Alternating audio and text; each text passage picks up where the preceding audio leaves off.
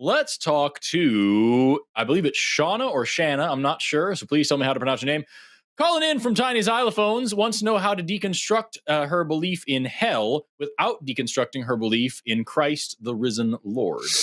Shauna, please tell me how to pronounce your name. And also, hi, you're on the line with Forrest and John. Hey, it's Shana. Awesome, perfect. Hey. So really quick question. You're saying you want to deconstruct your belief in just hell, but not your belief in all of Christianity or belief in Jesus. I'm going to be very, very honest with you. Like, our goal in the end of the day is to help you deconstruct your belief in Jesus as well.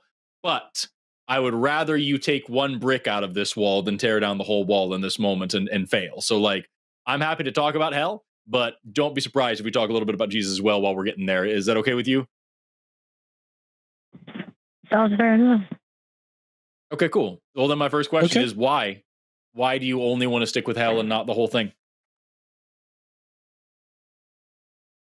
Well, I don't think a loving God would send you to hell, would he?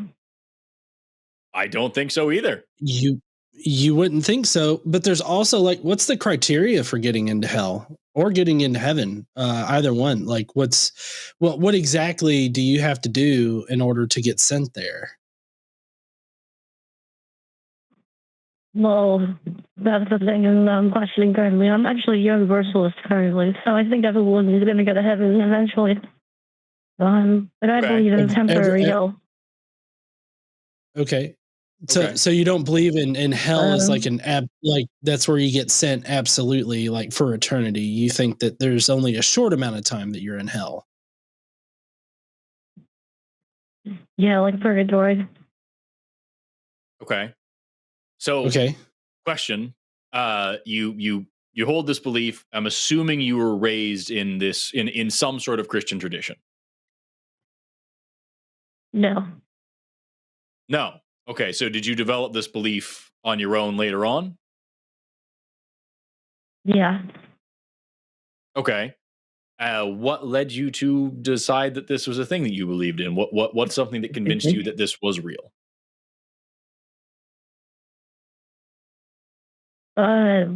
It's the ancient faith of my heritage. I'm Italian, so my whole family for 2,000 years has been Catholic. So why wouldn't I be? Sure.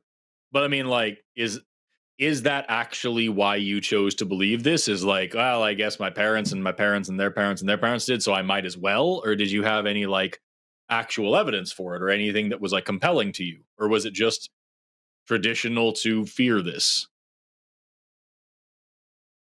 No, well, my immediate family is not Catholic, but I'm saying my heritage is. Sure. I understand. I'm just saying, like, your heritage being Italian certainly wouldn't have a lot to do with, like, the culture of Texas. Your heritage being Italian wouldn't be interested in cell phones and motor cars and all these other things. If you're talking about these 2,000 years of people believing in hell, there's a lot of things that you do that don't align with that. So why is this one something that you think just heritage alone is a good reason to buy into it? Why would I betray my ancestors? I'm Who trying gives to get a across fuck about your ancestors? I'm trying to get across to you. You do all the time, forever. Like, if you are, you're calling in with she, her pronouns. So, like, if you are a woman who is able to vote and drive and hold positions of power, I guarantee that's some shit that goes against what a lot of your ancestors would have thought and been okay with. And yet here you are doing those things and also believing in this nightmare that they've conjured up for you. Why worry about what your ancestors think about you? Why care about that? I wouldn't say it's a nightmare. Have you heard of Saint Gregory of Nyssa or Saint Origen of Alexandria? Because they were both universalists from the early church. They are patristic fathers who believe basically the same thing I do. They don't believe in eternal hell.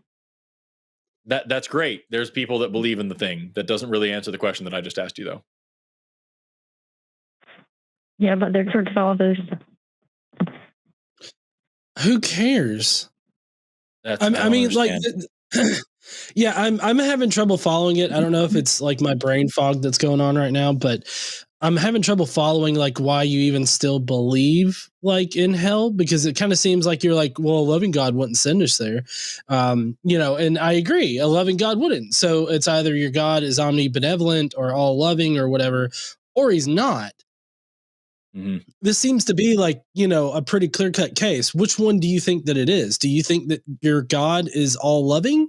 Then hell can't exist if you think that God is all loving. If you don't think that your God is all loving, then obviously hell can't exist. Which one is it? I think an all-loving God could have a temporary hell. Oh, okay. Why would an all-loving God have a temporary hell? Sorry, you go ahead, Forrest. No, that I was about to ask the same question. Like, if this God is all loving, there wouldn't be any hell of any kind or any punishment of any kind. They would just forgive you of whatever your sins and not need to hurt you in any way. You're describing a conditional and time a temporal love. You're not describing all love. Does a child, when a child puts their hand on the stove, they're getting punished, right? No, they're being hurt because they made a mistake by the stove, not by you. You don't, if your child makes a mistake, you don't go and put their hand on the stove to punish them. That's something very different. That's just abuse. So if you touch the metaphorical stove and make a mistake, then a loving God would protect you from that and make sure you are not hurt any further and soothe the burn and take care of you, not continue to torture you and burn you even for a little bit of time because you did something wrong. That's not what love is. That's not how love works. And what's so frustrating about me here, Shana, is that like it doesn't matter, because at the end of the day, this is just something you've decided to believe because somebody else did. And I don't understand why that's good enough for you. You don't hold many of the beliefs, most of the beliefs that 2,000 years of Italians have held. You just picked this one. And I get that religion is a cultural thing and that it has some cultural significance, but like, I don't understand why you're sitting here putting yourself through the ringer, choosing to believe in some sort of all loving monster that loves you so much that it's willing to hurt you quite badly, and then being afraid of that, and then wanting to stop believing in it when you chose to believe in it. This is a very weird situation that you've put yourself into. It sounds like you're just tying yourself into knots. Well, there's many great saints, such as Saint Catherine of Genoa, who didn't believe actually Sure. hell would be painful. No. She believed it would be Shana, painful, but would be so loving of God. I'm asking you about your beliefs, not some saint. There's lots of saints that said lots of good and bad things. I place my faith in the saints. Okay. So if I could find a saint for you that says there is no hell at all, then you would believe that there is no hell now because this saint said so? Yes, there are some saints that say things like that, but so yeah, if you could find a saint of that, that'd be awesome. Right. But I'm trying to show you that's a silly thing to do. You understand? Like I can't get past this. You don't have a good reason to believe this. I've asked you several times for why you believe, and you keep just saying it's because you don't want to betray your family, as if believing something different than your family is betraying them, which I don't think is reasonable in the first place. But like you keep saying that you're believing this because it is your cultural tradition of belief. You have chosen to believe in a thing. You have chosen your own rules for believing in that thing. And now you are afraid of something that you have chosen to believe in. And you are calling us to help you deconstruct the belief that you have chosen to put on yourself. Just stop believing it. Pretend that there is a saint that says that, and it will be as meaningful as if there wasn't, and as if there really was. If you're just going to say, I need somebody with some sort of fancy title to say it, I'll go get a fancy hat and tell you right now there's no hell and you'll be fine. Okay, well, I think there are good reasons to believe in Catholicism. Okay, let's talk about those. Why? Are you aware of the miracles that have been done with the relics of saints? I know of the I'm claims. sorry. Yeah, you go ahead. What relics? No, what? Sorry to laugh. What relics are we talking about here? The skull of Saint Thomas Aquinas. There's a name or calls around that one. How does that work exactly? I've never understood this whole relic thing. So like you hold the magical skull and you rub it a few times and then he grants your wish. Is it genie from? Is it like the genie rules here, or like what's going on? Or is it a magic 8-ball situation where you have to like the skull tells you what's up? It's a mystery. It's a mystery. Oh, How yeah. badass would it be to have a skull that's like a magic 8-ball and it's like, oh, is this person a troll? Most likely, yes. I mean, I kind of feel that's how I feel right now. It's difficult to tell. And like the thing is, Shana, like you're saying that there's these relics that do some magic things, but it's a mystery. And that's why we don't have any verifiable evidence of anything magical happening with these relics. We don't have any actual we have documentation where people are writing down like, hey, some magic happened. But when we put them in a lab, when we try to verify it, it doesn't work. Like that's just how do you tell the difference, Shana? How do you tell the difference between a relic that has magic powers that are mysterious and unverifiable and a relic that doesn't actually have magic powers? I don't test God like that. You don't test God as if, like, because in the Bible, God allows himself to be tested a lot, actually. No, in the Bible it says, "Thou shalt not test the Lord your God." Except for like when I think I believe it was Saul that he's like, if God comes to him and is like, hey, I want you to do XYZ thing, and Saul's like, I tell you what, I'm going to put this blanket on the ground tomorrow, make the blanket wet with morning dew, but not the ground around it. And then the next day he says, another test, now make the ground wet, but the blanket dry. And God does that too. There's several times in the Bible. Jesus Christ himself, when Jesus appears to the apostles after his resurrection, he comes amongst the apostles, and St. Thomas says, I don't believe you're really Jesus. I want to put my fingers in the holes in your hand and the holes in your side and the holes in your feet to feel that you're really God. And Jesus says, yes, come on. And he fingers Jesus a whole bunch and then says, you are my Lord and God. And then the next line in that chapter says that Jesus provided much more evidence and allowed himself to be tested and provided many more ways for the apostles to know. And now here you are, Shana, 2,000 years later, reading the newest translation of the newest version of the newest interpretation of this particular Bible that you like, and choosing which parts of it you want to believe in based on how comfortable they are for you and how many of your ancestors believed in them. You don't care about the history of the church. You don't care about the atrocities of the church. You're just deciding to believe in a thing and looking for someone with authority to tell you that it's okay not to believe in it anymore, even though you're the only person who has allowed yourself to get into this belief in the first place. I don't understand why you're twisting yourself into so many knots in order to perpetuate a belief that you don't even want to have. Okay, well, I want to allow you to go into the church because I'll have you know that the church has done many great things throughout history. First of all, rape kids, and also has done, raping kids and done the Crusades is another big part of it. Those are great achievements for the Catholic Church. God. Sorry, I get nervous and I laugh. On Reddit. That's the kind of thing you hear on Reddit? No, it's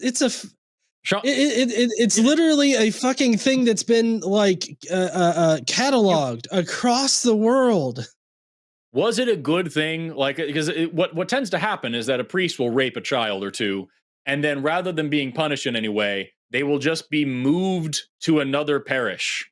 Do you think that's justice when that happens, Shana?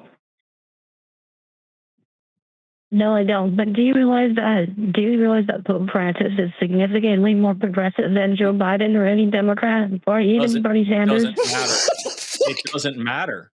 Does it matter? You're calling in because you believe in this thing because for 2,000 years people have believed in it. And now you're going to say Yeah, but fuck all that 2,000 years of the Crusades and of pedophilia and of stealing money from indigenous peoples and of forced conversion and of genocide.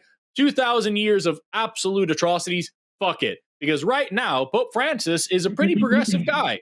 Are you serious? Well, the Crusades were defensive. No, they weren't. They were See, defensive? this is the thing, dude. Yeah, this is bullshit. This is absolutely bullshit. If it's that's the kind of defense that we say that Israel is defending itself right now. That's the kind of defense that the Crusades were. Giving people absolution, saying that you get to go to heaven if you murder as many Muslims as possible, isn't fucking defense, dude. That's it. This is ridiculous. I don't think you're serious. Are you? I wonder if you're operating off of the concept that the best kind of defense is a good offense, and yeah, I don't know. It's defense only because we're really good at the offense. John, I think they would be speaking Arabic right now if they didn't have the Crusades, to be honest. So, would that be a bad thing to be speaking Arabic? Well, we'd all be Muslims. So, would that be a bad thing to be a Muslim? Yes, if Islam is false. Yes. Oh, what makes Islam the false? Issue is actually, that's a better question than what I was going to say. Islam is false because it's founded by a pedophile prophet. Oh, so you do like? Yes, oh God, please. sorry. No, tell me more about how you don't like pedophilia. It's a dramatic change in tone. Well, yeah, I don't like pedophilia. Shana. Okay, so then you can condemn when your church defends it. Yes, of course we condemn that. Right. Okay. Well, hold on. If you a long time. Yeah. They haven't. For one thing, they haven't. The Catholic. Let me give you a breakdown. The Catholic Church maintains $1 billion savings account to pay off victims of Catholic sexual abuse. That's one. Two. All over the world, Catholic parishes and Catholic churches and everything like that have been routinely put on blast and have been charged in the public for circulating pedophiles throughout the church. Only a few small outlier times have they ever actually dealt with those priests, kicked them out, and defrocked them. Otherwise, what they do is they hide them. They bring them back to the Vatican City, and they just put them up there. But if they don't get caught by the wider public, then they just get recirculated throughout the system so that they can offend more people. Okay, this has been shown to happen multiple times in the United States as well as other areas of the world. That's just talking about the Catholic organization over the last hundreds of years, right? Next, you could talk about the Bible. How old was Mary when God forcefully impregnated her? Do you know? That's a good question. 14. Yeah. Do you think that God should forcefully impregnate a 14-year-old child? Is that a good thing for you? Would you say that's a good thing? It wasn't a sexual impregnation. You realize that? I'm sorry. Hold on. Let me ask Forrest this question real quick. Forrest, is impregnation an inherently sexual act? You know what? No, actually. You could do IVF or something like that that's not strictly sexual. However, there is no circumstance where getting a 14-year-old pregnant is a good thing, I would say. I'd say that's pretty fucking wrong. And so, to John's point, what God did was statutory rape. And you can argue, well, the statute wasn't around at the time and it wasn't sexual, but it was still getting a 14-year-old girl pregnant. And it was a forced thing. It was coerced because in the Bible, Mary says, all right, let God do whatever he wants. But that is still coercion because there's a major power dynamic. It's the same reason why prison guards can't have sexual relationship with prisoners, even if the prisoners want them to, because there's a power dynamic which makes it inherently wrong. So God raped Mary, no matter how you slice it, and got a 14-year-old girl pregnant. weird that you think that Muhammad being a pedophile is a problem when your church is full of them and your God is one of them.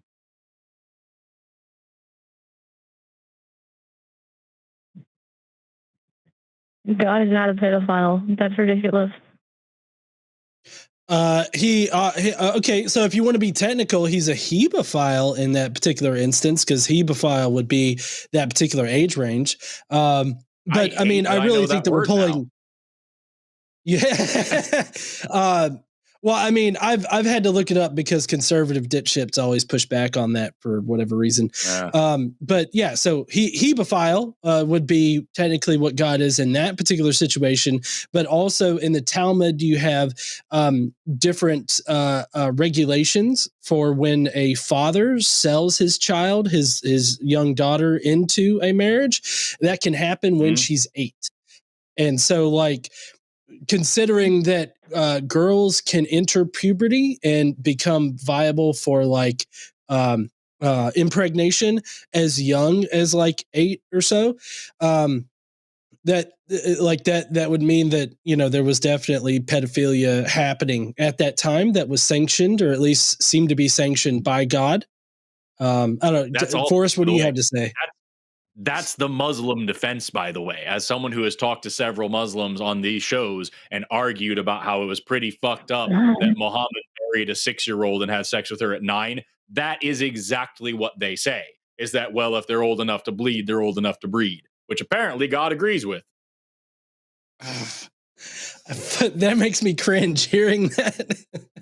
It's horrific. You fucking said hebephile. I want to hear it from you. The point is, Shana, like I don't think you're serious. I really don't at this point. It sounds like you're just throwing out a bunch of excuses.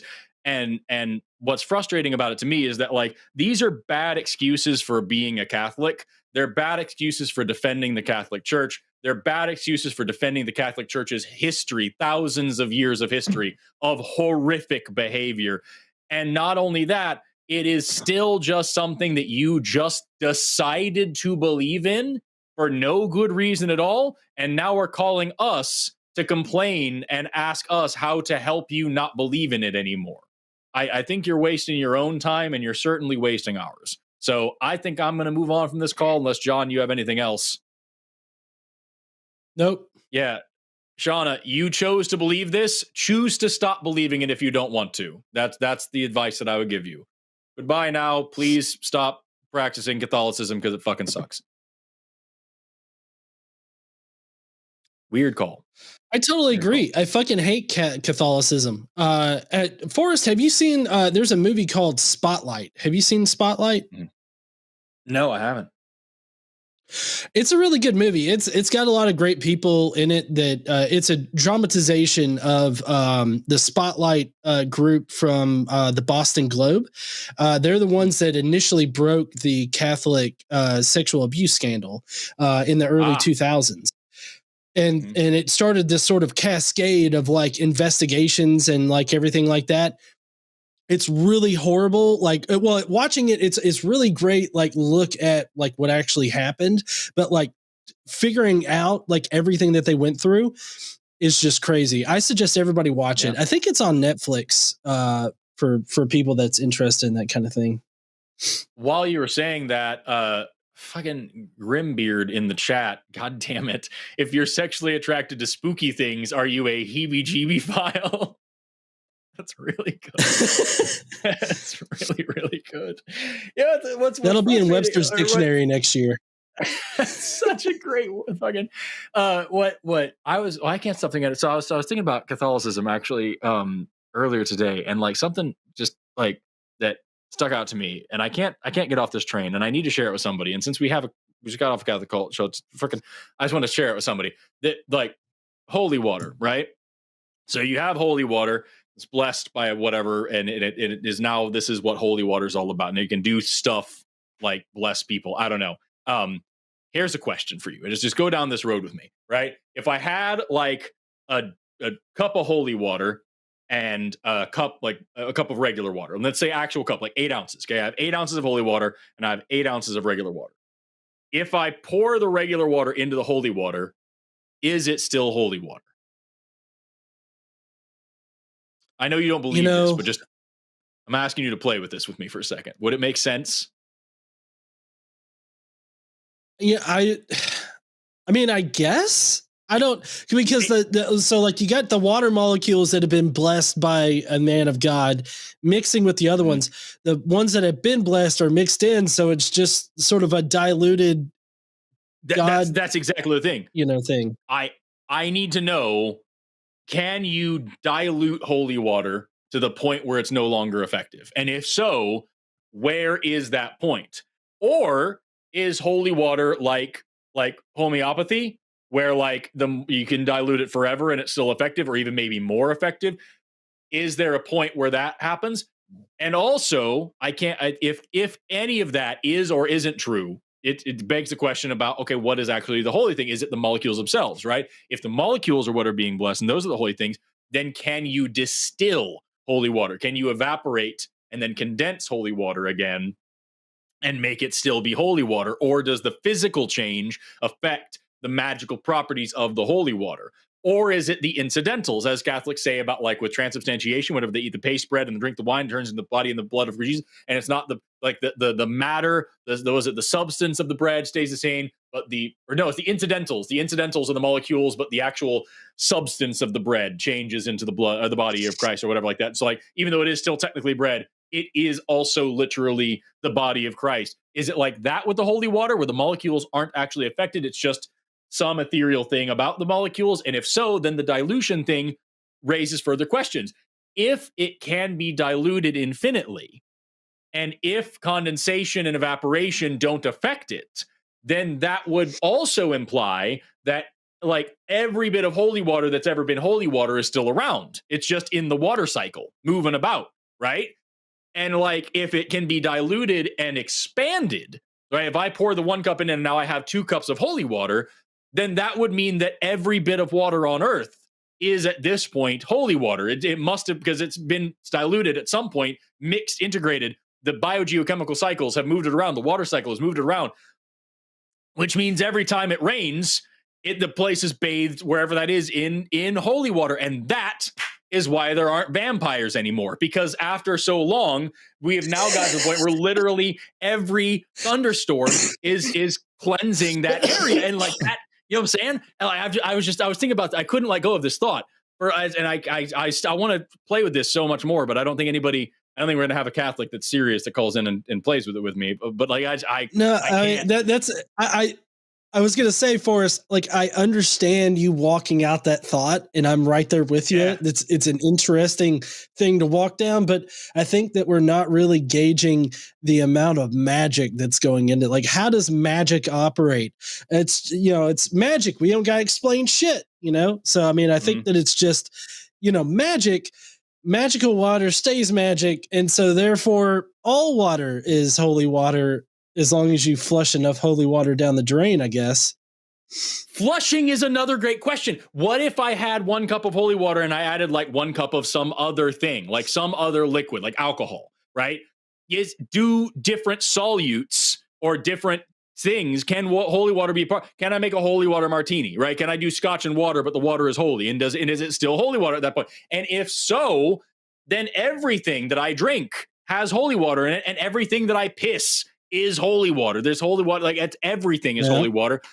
Golden showers are blessings. And there's so much there. You know what I'm saying? Come, my child. I must bless you. but don't come before I do. Like, and there's a whole thing. Like that's it's just there's so many questions.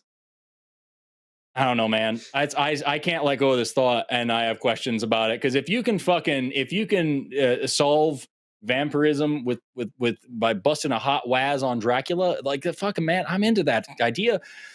We got calls.